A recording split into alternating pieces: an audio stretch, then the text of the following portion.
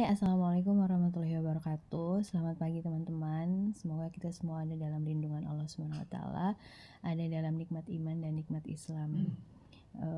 Baik, sekarang ini yang ingin saya share adalah sunnah atau tuntunan Nabi Muhammad SAW dan tuntunan syariat jika ditimpa musibah atau sakit. Ada beberapa poin yang akan saya sampaikan. Poin yang pertama adalah bersabar ketika sakit, karena setiap orang di dunia ini akan diberikan cobaan dan ujian oleh Allah Subhanahu wa taala, dan Allah akan memberikan ampunan atas kesalahan dan dosa yang pernah diperbuat. Yang poin kedua, diperbolehkan mengeluh kepada dokter, kepada teman dekat, kepada suami bagi yang sudah menikah, dan kepada putra atau putri bagi yang sudah menjadi orang tua. Tapi di samping itu kita apabila ditimpa sakit atau musibah itu wajib bersyukur kepada Allah Subhanahu wa taala, baik di saat sedih atau di saat bahagia. Poin yang ketiga, dibolehkan menjenguk lawan jenis sesama muslim yang sedang sakit. Poin yang keempat, diharamkan berobat dengan cara-cara khurafat yang diharamkan oleh Allah Subhanahu wa taala dalam agama dan tidak dianjurkan dalam ilmu kedokteran konvensional maupun modern. Poin yang kelima, diharamkan pengobatan menggunakan jimat dan penangkal-penangkal lain, juga menggantungkan barang tertentu di dinding atau pakaian dengan anggapan dapat menolak penyakit karena termasuk syirik. Poin yang keenam, diharamkan menggunakan pelet atau susuk untuk menjadikan kaum wanita mencintai atau dicintai lawan jenis atau suaminya.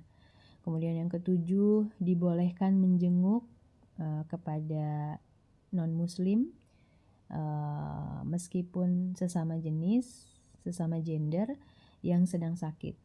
Ya, begitu juga boleh mendatangi non-muslim yang meninggal.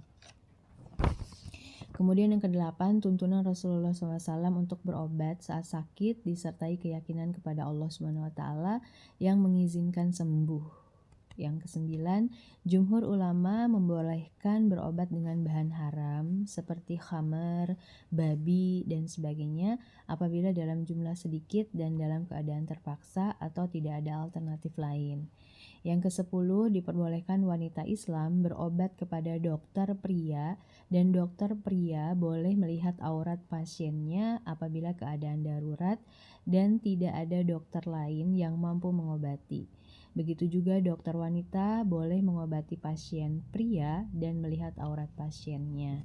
Poin yang ke-11, dibolehkan berobat dengan menggunakan bacaan-bacaan ayat suci Al-Quran atau doa-doa seperti Bismillahirrahmanirrahim, As'allahal azim ya Rabbul arsyil azim ayasbiyak U'izu bikalimatillahi tamati min kulli syaitonin wa hammatin wa min kulli ainin lammah. Poin yang ke-12, tuntunan Rasulullah SAW saat sedang sakit.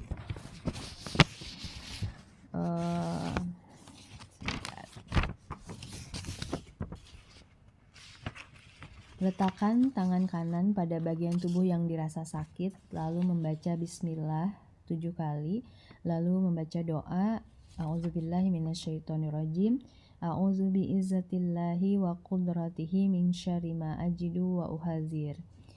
Poin yang ke-13, diperbolehkan berobat kepada dokter sesama gender meskipun bukan beragama Islam jika dokternya ahli dan dapat dipercaya dan tidak ada dokter muslim atau muslimah yang menguasai spesialisasi ilmu tersebut.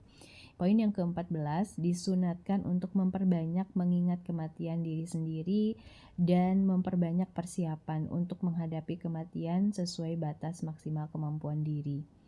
Poin yang ke-15, dilarang mengharapkan kematian atau meminta kematian bagi diri sendiri disebabkan karena ditinggal atau kematian suami atau anak, kemiskinan, penyakit, cobaan lain, karena orang baik akan bertambah kebaikannya, sedangkan orang jahat akan dapat melepaskan diri dari kejahatannya. Poin ke-16, diwajibkan menjenguk saudaranya yang sakit, memberi makan kepada yang lapar, dan membantu orang yang kesusahan, menjawab salam, memenuhi undangan, mendoakan yang bersin, mengantarkan jenazah. Kemudian poin berikutnya, doa ketika berputus asa dalam hidup. Bismillahirrahmanirrahim. Allahumma gfirli warhamni wa'alhiqni birafiqil a'la. Poin berikutnya, disunahkan selalu berbaik sangka kepada Allah Subhanahu wa taala bahkan ketika sakaratul maut. Poin berikutnya, disunatkan untuk berwasiat kepada keluarga agar berpegang teguh pada sunnah Nabi Muhammad SAW dan aturan-aturan syariat, dan diwajibkan untuk memberitahu ahli waris tentang hutang atau tanggungan yang masih dipikul sebelum meninggal dunia.